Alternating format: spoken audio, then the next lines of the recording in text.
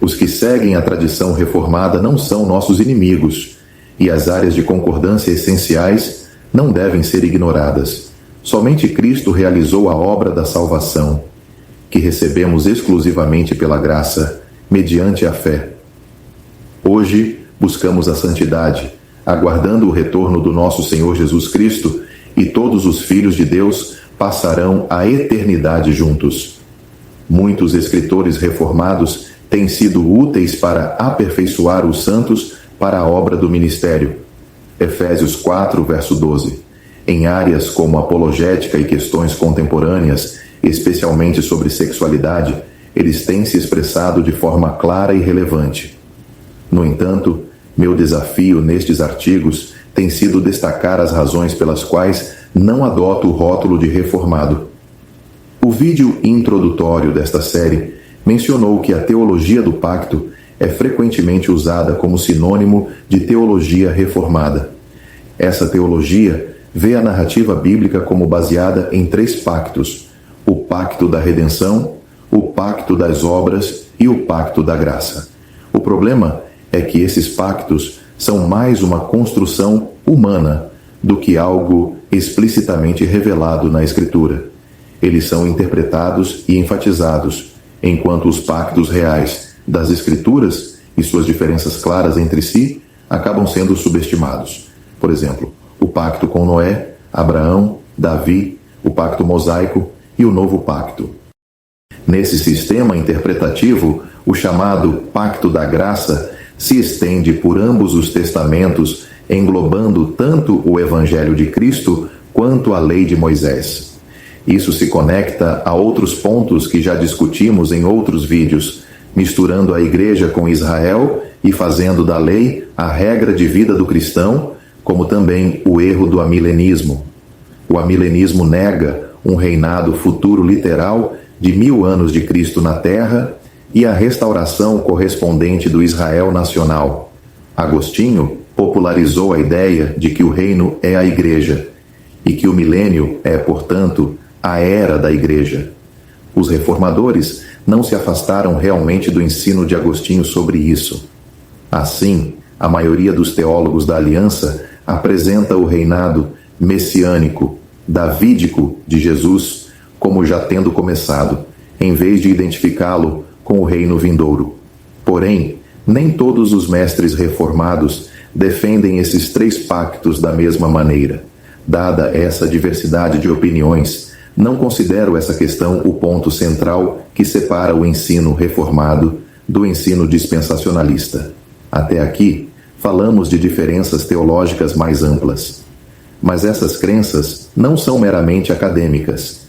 Elas afetam diretamente a forma como enxergamos e cumprimos nossa missão no mundo. Além disso, existem diferenças práticas no funcionamento de uma igreja local.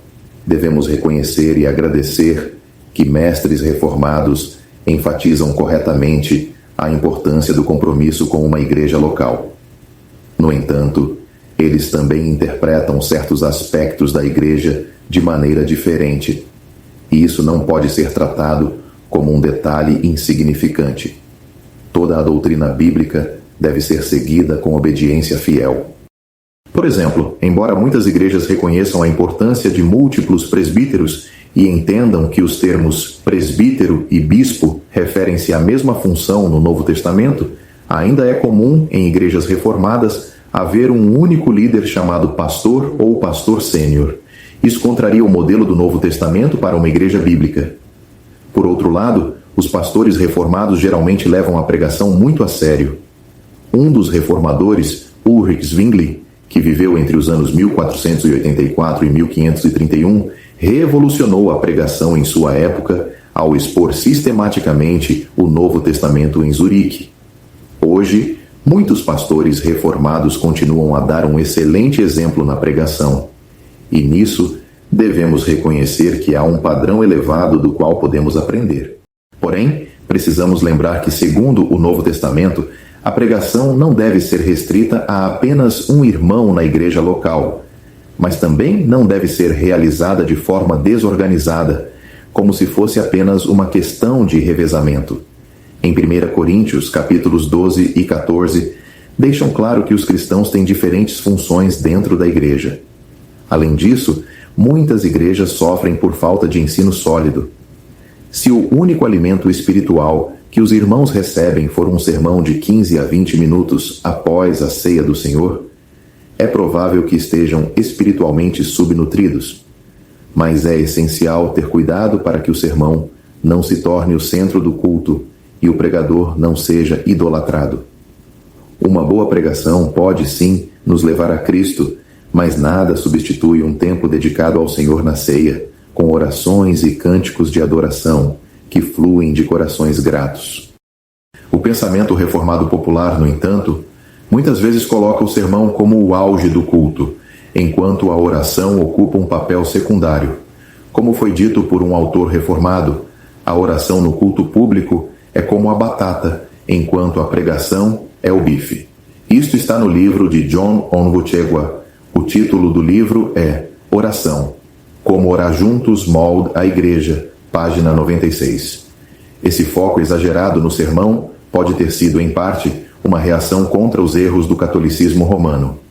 Para alguns reformadores, o zelo para corrigir a idolatria da missa levou à substituição do altar pelo púlpito.